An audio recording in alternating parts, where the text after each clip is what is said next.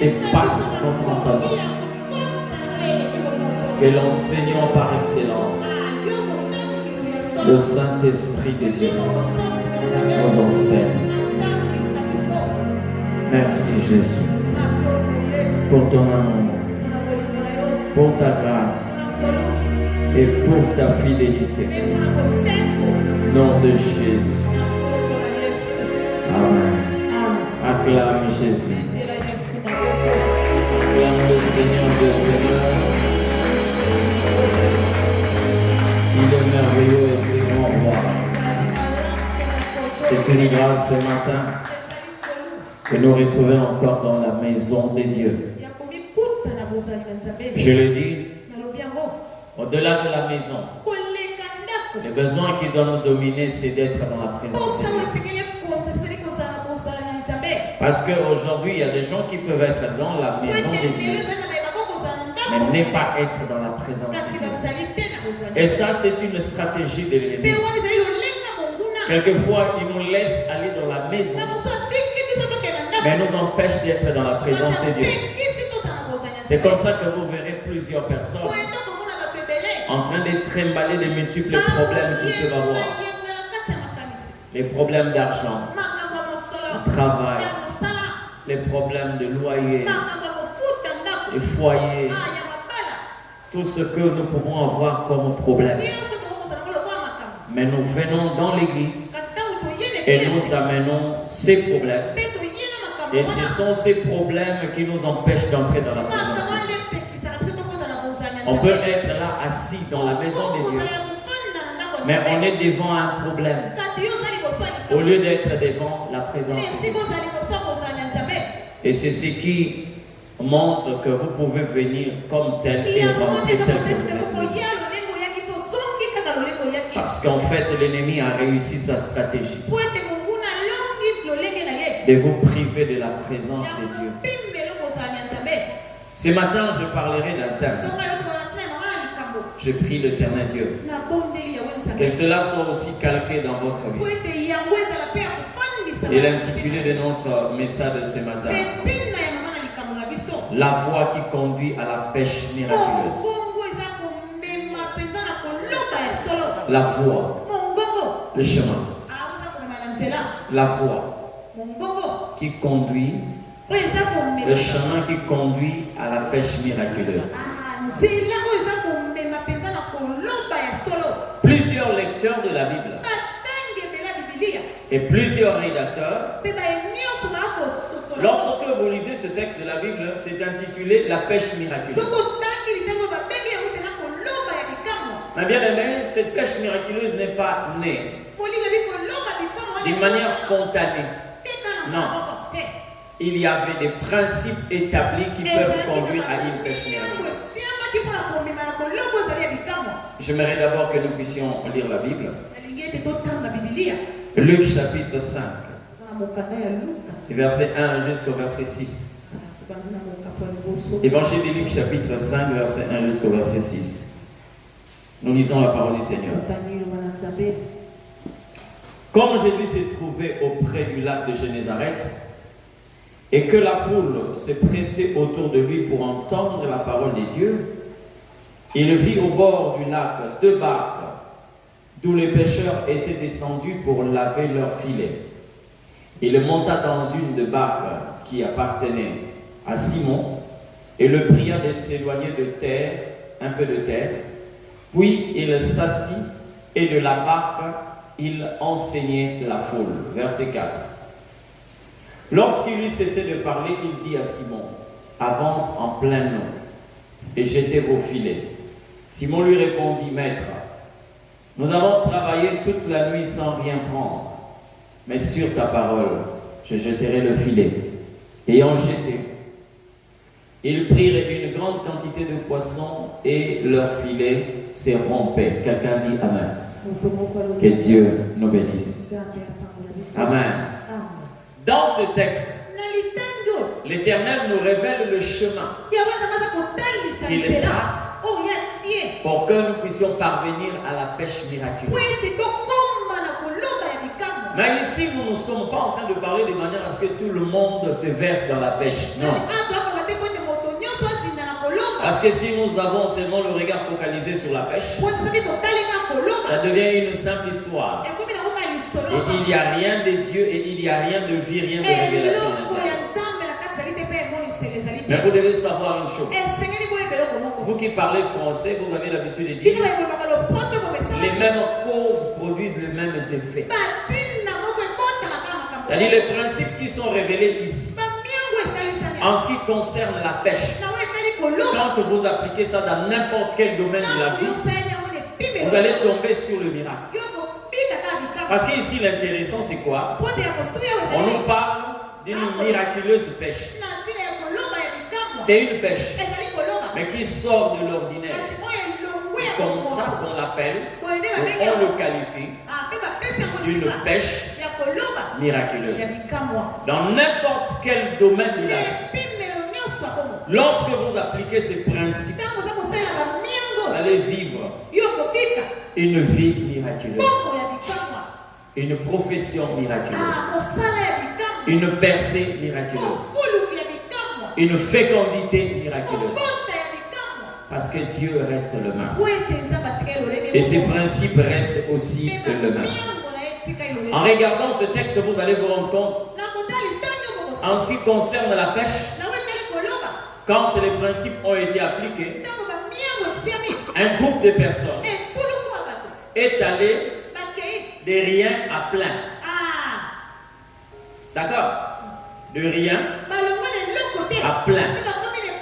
C'est-à-dire dans n'importe quel domaine, dès que vous appliquez ces principes, vous pouvez quitter de bas au sommet. Vous pouvez quitter de l'humiliation à la gloire.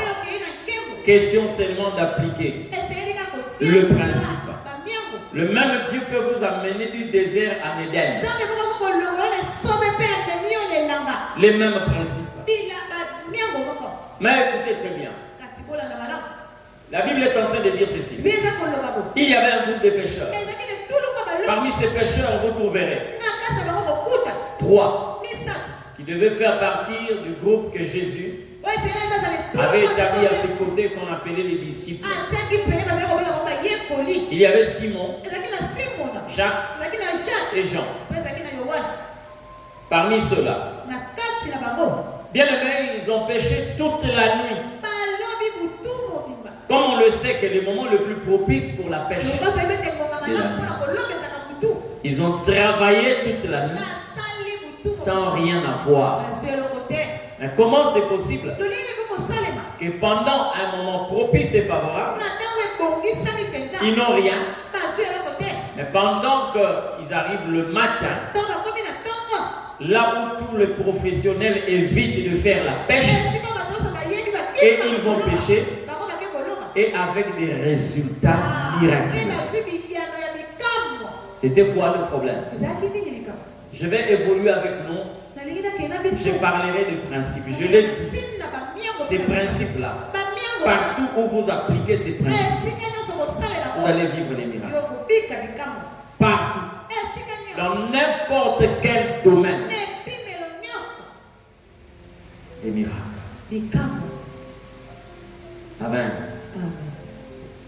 Le premier verset commence à nous expliquer ces principes. On dit ceci.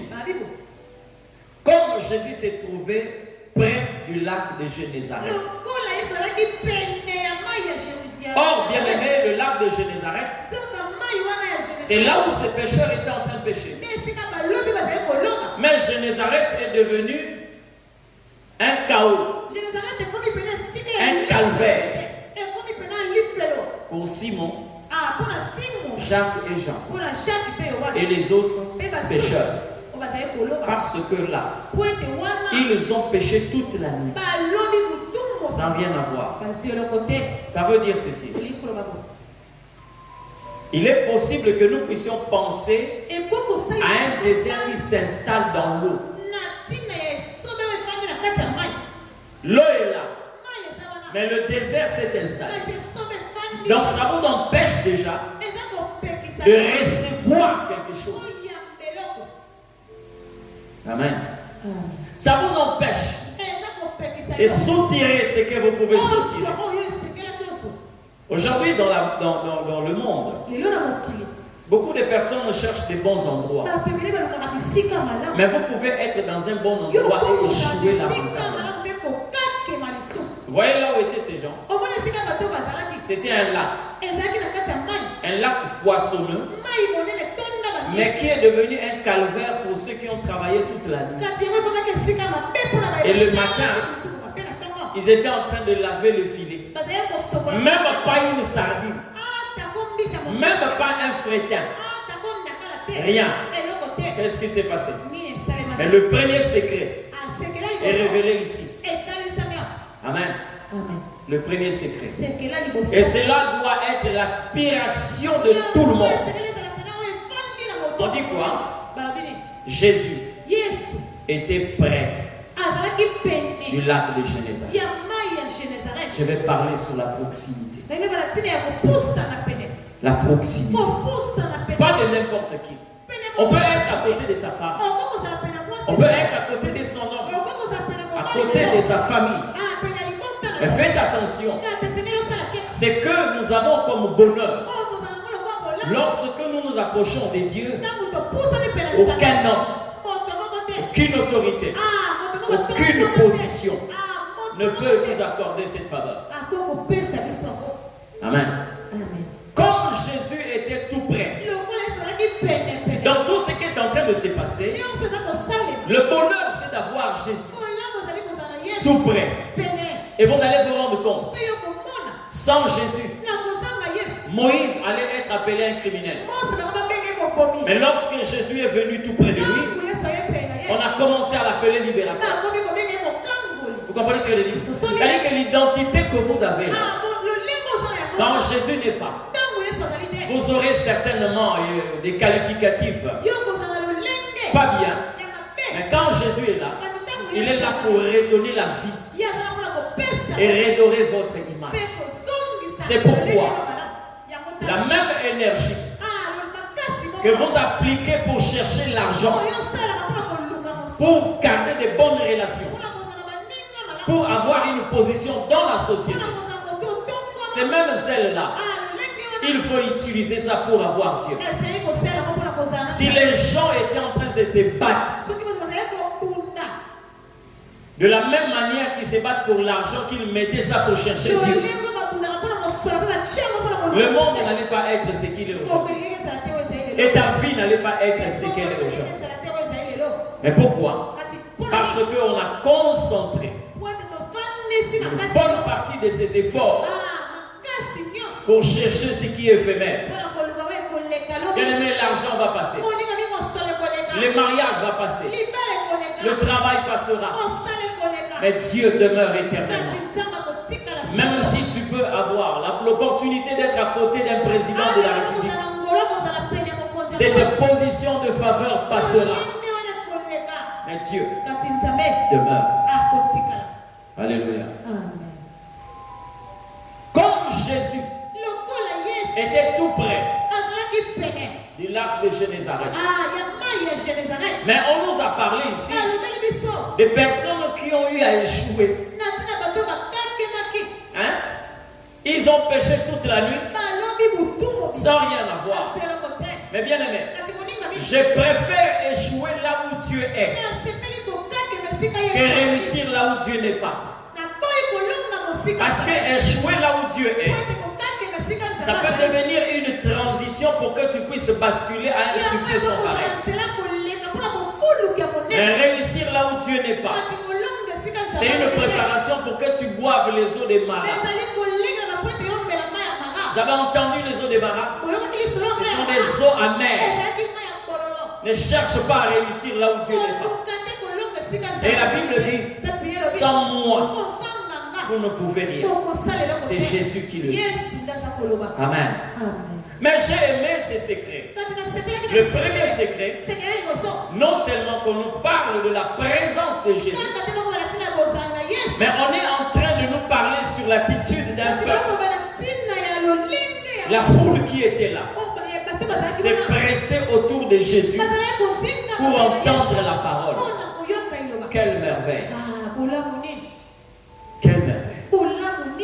Mais regardez aujourd'hui dans nos églises.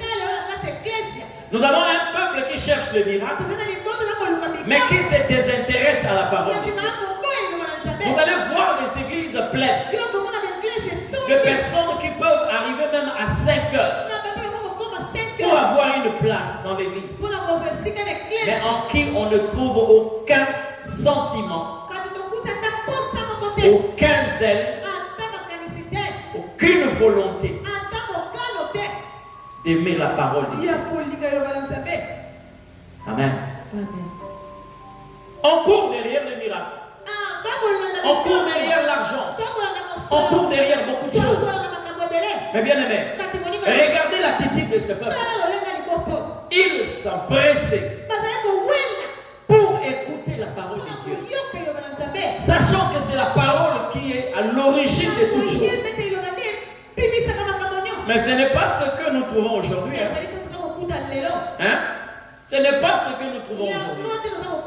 Quelqu'un peut rester là en train de somnoler à l'église, mais il attend le moment où on va commencer la prophétie. Mais la personne est à l'église. Amen. Tu vas me poser la question de savoir, mais est-ce que la prophétie ce n'est pas la parole de Dieu? Non, la prophétie c'est le don. La parole c'est une personne. Amen. Amen. Le miracle n'est pas dans le don. Le miracle est dans la parole. Parce que la Bible dit, l'Éternel envoya sa parole et sa parole le guérit. Lorsque le diable veut vous éloigner de ce qui est essentiel, il va vous laisser concentrer vos efforts sur tout et sauf la parole de Dieu. Sauf la parole. Amen. Amen.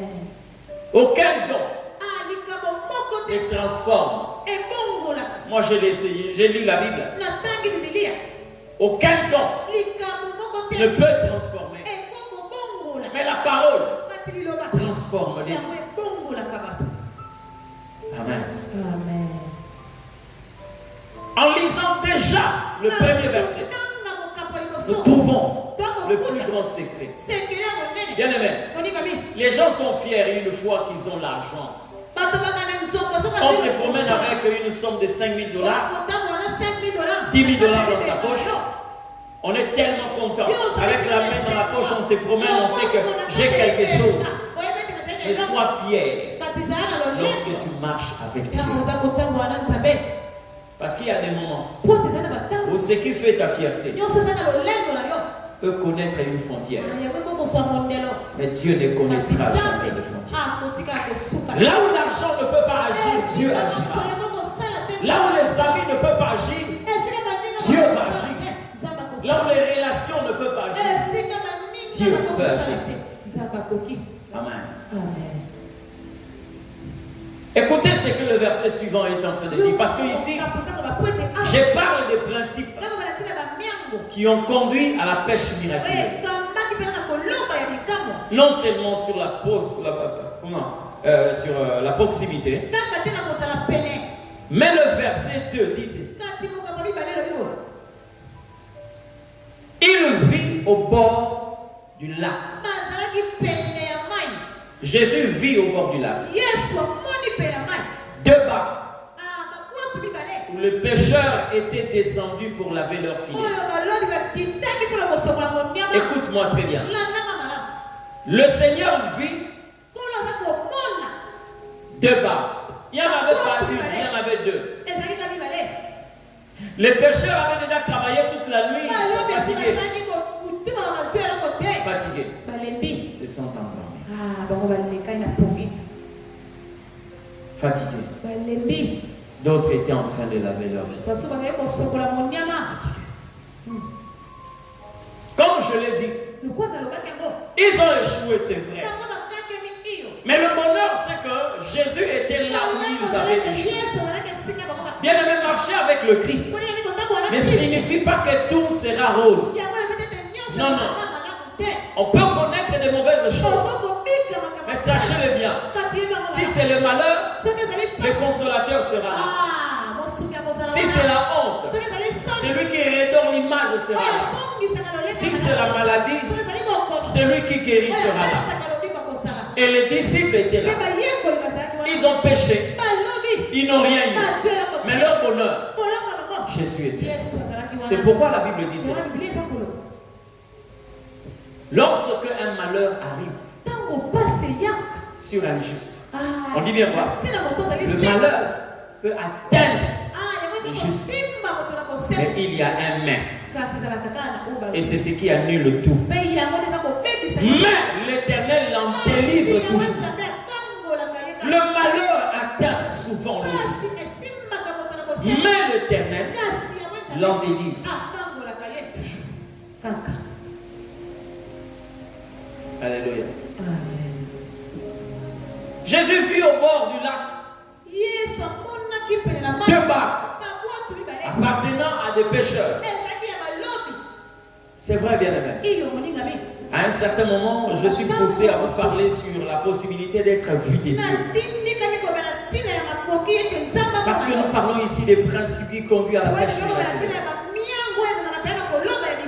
Vous savez, bien-aimé, les gens peuvent te voir sans que Dieu ne te voie. Hein? Moi, je peux te voir pendant que Dieu ne te voit. Et la seule chose qui empêche Dieu de te voir, c'est le péché. Amen. Quand tu n'as pas une vie correcte, la Bible dit très bien, ce sont vos péchés qui vous cachent en face. Et c'est vrai. C'est vrai. La vie, lorsqu'elle n'est pas correcte devant Dieu, elle devient une barrière pour que vous puissiez voir Dieu.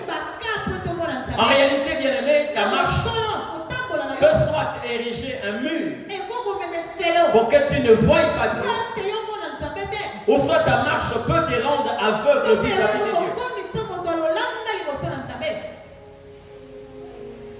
Mais Jésus a vu des barques qui étaient là, dont les pêcheurs étaient descendus. Je veux parler sur les barques comme étant soit une entreprise, soit une maison, soit une vie, soit une famille. Écoutez-moi très bien.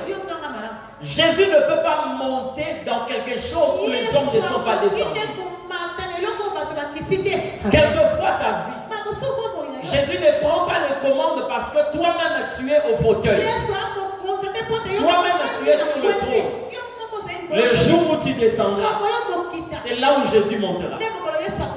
Et si aujourd'hui ta vie n'a pas de sens, même si Jésus peut te regarder de loin, mais il a du mal quelquefois à prendre part. Parce que celui qui devait être au trône n'est pas là. Et celui qui devait céder le trône est assis sur le trône. Et c'est là, bien aimé, le lieu de ton problème. Ce qui devient intéressant ici, c'est d'entendre que les pécheurs étaient descendus. Et là où on conjugue le verbe descendre pour les pécheurs, on va conjuguer le verbe monter pour Dieu. Et c'est comme ça que Jean-Baptiste livre un secret profond en ce qui concerne la gloire de Dieu. Il dit, il faut que lui monte et que moi je descende. Toi, tu es encore aux commandes de ta vie. Tu ne vois que ta beauté. Tu ne vois que ton savoir-faire. Tu ne vois que ton intelligence. Mais il y a quelqu'un qui est plus beau que toi. Il y a quelqu'un qui est plus intelligent que toi. Et il y a quelqu'un qui sait faire mieux que toi. C'est Dieu. Aussi longtemps que tu vas garder ta position sur le trône là où Dieu devait s'asseoir, ta vie sera toujours en difficulté. Amen. Appliquez ces principes révélés par Jean-Baptiste. Descends pour que Dieu monte. À un certain moment, tu dois apprendre à te taire pour que Dieu parle. À un certain moment, tu dois laisser à Dieu la première place. Dans la Bible, Dieu a plusieurs noms. Mais par rapport à ces sujets, Dieu est présenté comme étant l'alpha et l'oméga. C'est-à-dire celui qui connaît comment les choses commencent et celui qui décide sur la fin de toutes choses. Il maîtrise tout. C'est Dieu que je te parle ce matin. À un certain moment, il faut descendre et laisser Dieu monter. Alléluia. C'est comme ça que vous allez voir. La Bible est en train de dire ceci. Avec les deux barques, l'une appartenait à Simon. Et Jésus est monté dans cette barque. Maintenant, quand Jésus monte, vous allez apprendre par la suite que Pierre aussi était monté dans la barque. Ça veut dire lorsqu'on fait monter Jésus, et Jésus nous fait monter par la suite. C'est comme ça que la Bible est en train de dire, Émilie soit sous la main puissante de Dieu, autant au contraire, Dieu t'élèvera. Il a fallu que Simon descende de la barque et qu'il laisse Dieu monter. Et par la suite, Dieu allait le faire monter. Parce que dans cette même barque, on a parlé de Simon. Parler avec Dieu. Alléluia. Il y en avait deux. Mais là où on a trouvé qu'il y avait plein de poissons, c'est la barque où était monté Jésus. J'ai dit, je parle des barques ici comme étant des entreprises. Vous allez vous rendre compte, celui qui a cédé son entreprise à Dieu peut commencer à vivre des miracles pendant que l'autre entreprise est en train de vivre une faillite. Pourquoi? Parce qu'on a cédé les commandes de son entreprise à l'Éternel. Il est possible qu'une maison puisse vivre la gloire de Dieu lorsque nous cédons à Dieu les commandes de cette maison. Mais généralement, nous avons des maisons qui ont des murs évangéliques, mais dont la vie ne reflète rien sur Dieu. Vous allez entrer au salon, vous trouverez un tableau. On a écrit moi et ma maison. Nous servirons l'Éternel. Et dans cette même maison-là, si vous voulez chercher à boire, s'il n'y a pas d'eau, c'est qu'il y a des bières. S'il n'y a pas de bière, c'est qu'il y a des whisky. S'il n'y a pas de whisky, c'est qu'il y a des vins enivrants. Maintenant, vous regardez le mur. Moi et ma maison, nous servirons l'Éternel. Tu regardes de l'autre côté, allez partout dans le monde, faites de toutes les nations. Avoir le mur évangélique est tout à fait différent d'avoir la vie de Dieu dans une famille. Alléluia. Même quand on n'a pas de mur évangélique, bien aimé, c'est là la vie que vous êtes en train de mener. Peut montrer aux gens que Dieu est dans cette maison. La Bible est en train de dire, Judas était devenu un sanctuaire pour l'Éternel. On parle de Judas ici comme une maison, comme une famille. Amen. Une maison là où même les petits enfants de 2 ans, 1 année, 7 mois, lorsqu'un étranger vient à la maison, il zappe sur une chaîne et il tombe sur une musique profane. Un enfant d'1 année lui dit, non, regarde pas ces choses-là ici. On ne regarde pas ces choses-là ici. Ça, on ne suit pas ça. C'est pour le diable sacré. Je me rappelle encore, une fois, j'étais à Brazzaville. On était encore à Brazzaville. Et on a emprunté un taxi de la maison jusqu'à l'église. Mais dès que nous sommes montés, Daniel était encore toute petite. Alors, toute petite. Et moi, j'étais un peu concentré sur... je prenais quoi, le sac, je devais m'asseoir. Et ils sont entrés. Dès qu'on s'est assis, le taximène a dit, elle a dit, c'est la musique du diable ça. Alors, le taximène a posé la question, oh, C'est l'enfant qui est en train de parler. Oui, et il a commencé à dérouler. Il a dit c'est la musique du diable et Satan. Je n'ai même pas parlé.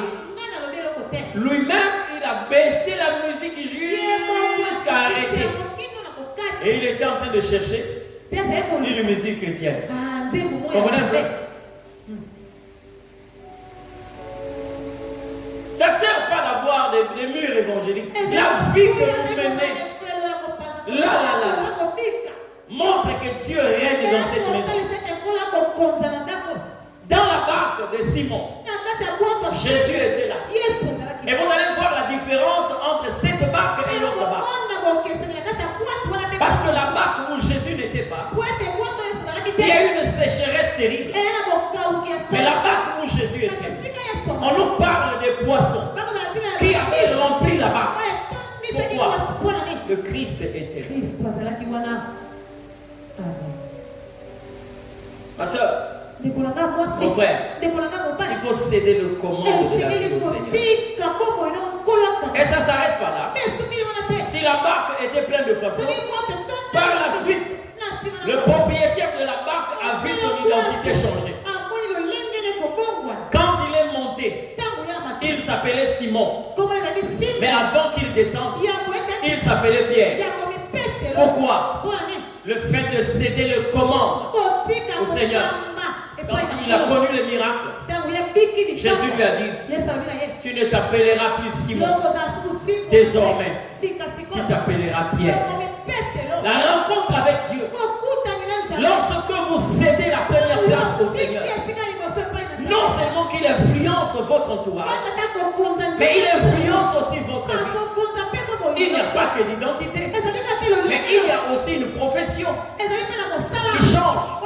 Jésus dit à Simon, tu ne seras plus pêcheur du lac, mais tu commenceras à pêcher dans le champ de Dieu. Tu deviendras pêcheur d'hommes. Regardez quelqu'un qui était en train de pêcher les poissons, il commence à pêcher les hommes. Ça veut dire il a changé de niveau. Avec un poisson, vous ne pouvez pas converser. Mais avec un homme, vous pouvez parler. Alléluia.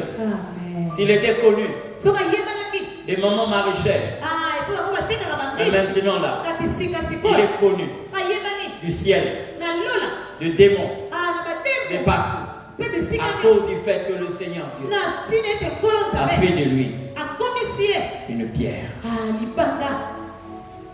Amen. Alléluia. Amen. Qu'est-ce qui conduit à la pêche miraculeuse? La Bible est en train de dire ceci. J'aime la suite. On dit ceci. Ils lavaient leur filet. J'aimerais dire à quelqu'un ce matin. Vous voyez quelqu'un qui vient de pécher, mais qui n'a rien eu. Mais par la colère, qu'est-ce qu'il faut faire? Hein? Moi, j'ai vu des personnes.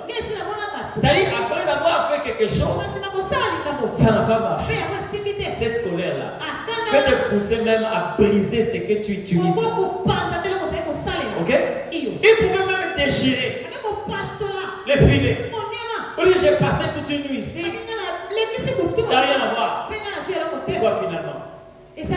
Mais si tu vois les pécheurs en train de laver le filet, il y a quelque chose que Dieu veut nous enseigner.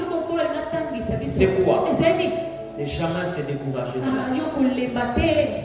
Amen. Jamais se décourager. Si ça n'a pas marché aujourd'hui, demain ça marchera. Là où j'aime Dieu, c'est que Dieu n'est pas comme les instructeurs de ces mondes. Non, non. Quand vous avez par exemple un professeur qui vous administre des cours, et lors de ces textes, par exemple, lors des tests, tu as par exemple 65%. Ok? Donc pour lui, ça dit que tu as manqué 35%. Contente-toi des 65%.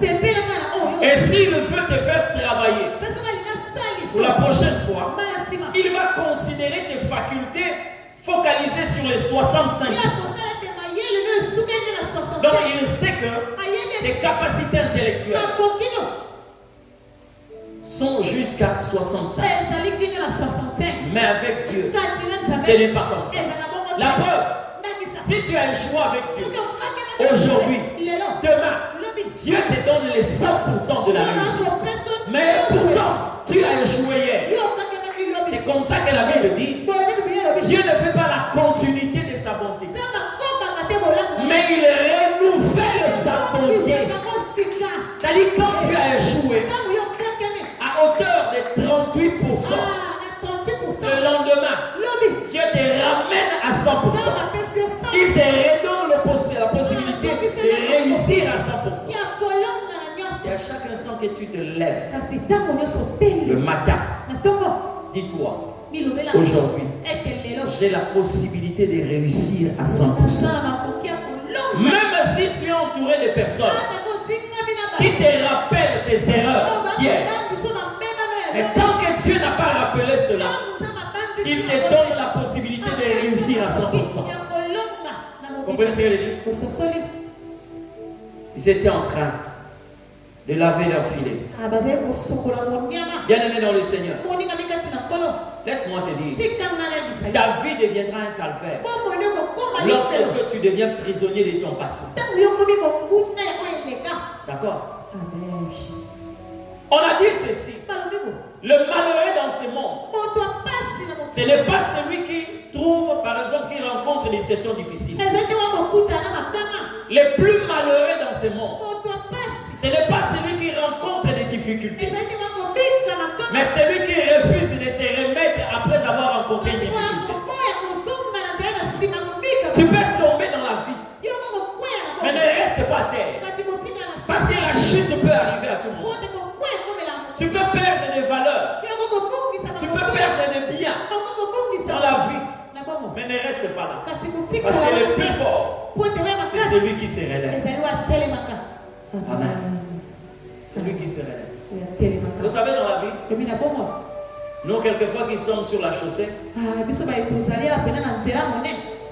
lorsque vous commettez, par exemple, un accident, il y a beaucoup de choses qu'on doit voir pour essayer d'établir votre responsabilité ou pas. Parce que sur la chaussée, dans les pays normaux, il y a des panneaux de signalisation. On va te dire ici, il ne faut pas rouler à 80 à l'heure. Il y a un virage à gauche.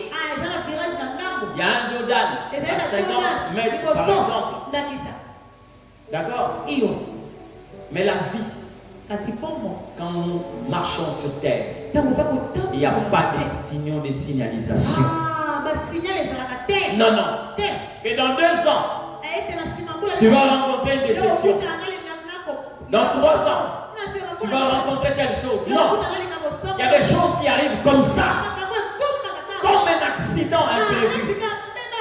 Mais le plus fort n'est pas celui qui se met là pour regarder comment le véhicule s'est retourné. Non. Mais le plus fort est celui qui se lève pour dire que c'est arrivé. C'est arrivé.